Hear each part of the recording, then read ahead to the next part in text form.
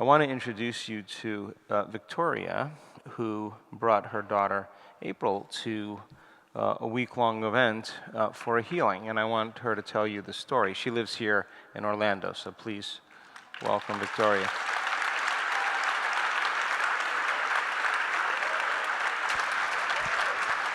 Hello. This is April. She's 5 years old. You want to wait? No? Okay. That's a lot. And April is very familiar with this work. She's been meditating with me for 2 years now.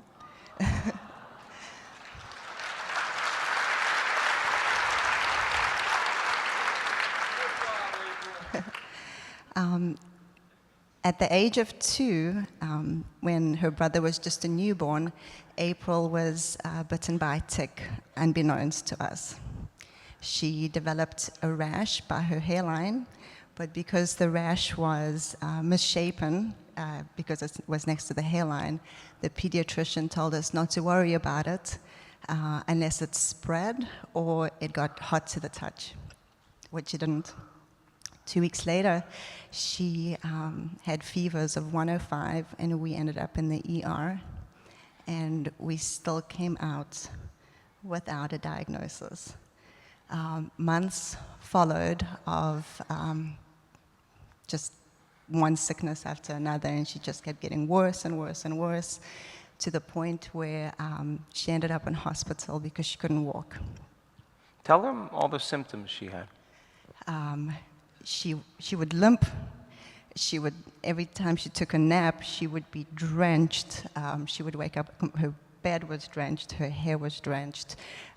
She would be in pain. She went from a perfectly healthy girl that never got sick to having pink eye, and it was just one symptom after the other. And the more I learned about the disease, the more I learned about Lyme, the more my heart sank. So we ended up in the hospital a couple of times before we were sent to specialists, and that was the first time that we received a positive Lyme test. And I was distraught, I was spread thin, and the doctors were telling me because she's 3 years old, she really doesn't qualify for a lot of the treatments because they would be too strong for her body. The antibiotics would be too strong for a 3-year-old. And she was too little to meditate, so I didn't know what to do. But I just wanted this nightmare to end, so I booked my, it was maybe number 5 event with Dr. Joe in Portland. And I wanted my husband to come with and do it with me. And so we went as a whole family. April was accepted into 3 Coherence Healings at the Portland event. And just like Dr. Joe says, she was one of those little ones right by the stage in the front, lying on top of me with 8 people around us. And it was just an incredible, unbelievable event, and we walked away so positive and hopeful and trusting. And we got home, we sent the blood work to Germany. It was the best lab in the world, and waited for the results. While we waited, I saw some of the symptoms start creeping back, but I was just holding on to knowing and not thinking that she's going to get better. When the results came back, some of them were negative, but some of them were still positive. That very same day, I got an email saying that my number has come up. I was on the wait list for the Niagara Falls event. And I was the one out of the 9,000 people that got the email, apparently. So I just booked. I didn't know how we were going to get there. I didn't know how we were going to travel with an infant and a toddler again, and if my husband could get off work, and how we were going to make it happen, but I was going to leave that up to the divine.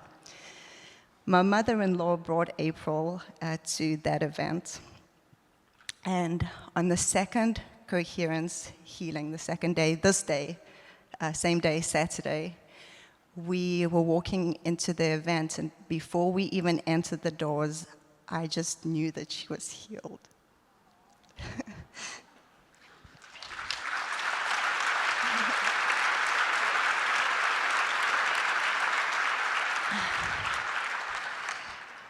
We had another just mind-blowing experience.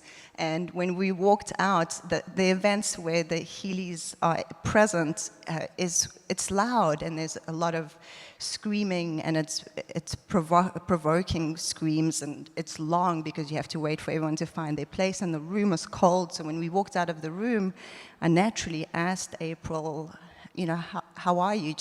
She didn't know why we were there. All I told her about the event is we're there to receive and feel love. And every time we did a coherence healing meditation, all she would say to me is, "Can we go again?" I want to see that man.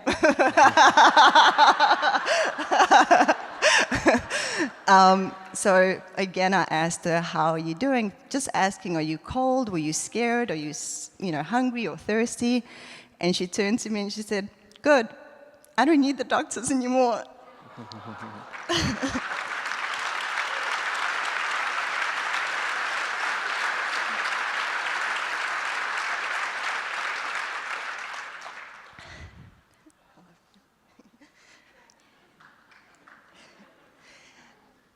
We went home and we did the next labs, and at that point, April must have donated about 100 vials of blood, and I knew this was going to be the last time that the doctors were going to put a needle in her little arm. I just knew it. And we sent the results back to Germany. We were waiting for them, and the day they arrived, my mother-in-law and my husband were at home with me, and we opened the envelope, and there was 5 pages. It was the most comprehensive test we could have done. And each page had 5 to 6 infection names. And the first page read negative, negative, negative, negative, negative, negative.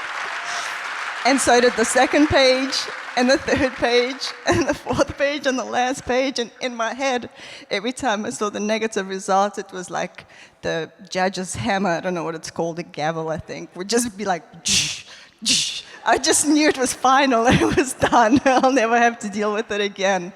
And a year and a half later, April has been perfect, so perfect actually that we all have colds and she doesn't get colds.